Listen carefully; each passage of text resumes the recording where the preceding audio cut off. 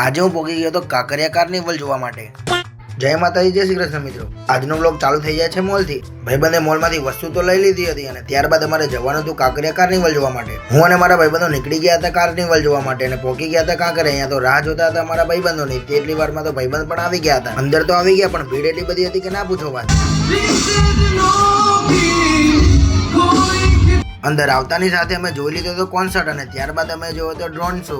ત્યાં તો મારો ભાઈબંધ કહેવા લાગ્યો કે ચલો ચલો ભાઈ જલ્દી કરો, હજુ તો આપણે ઘણી બધી વસ્તુઓ જોવાની છે। ત્યારબાદ હું અને મારા ભાઈબંધો આવી ગયા હતા અમે રાઈડ જોવા માટે। ત્યારબાદ ઉભા રહ્યા હતા ટિકિટ વિન્ડોએ, કારણ કે લેવાની હતી ટિકિટ લેવા ઉભા રહ્યા તો બધા ભાઈબંધ રાજી થઈ ગયા, કેમ કે અમે જવાના હતા એરી રાઈડમાં। ટિકિટ બધા જોડે આવી ગયા હતા અને બધા રાઈડમાં બેસવા એક્સાઇટેડ હતા, જે તમે જોઈ શકો છો।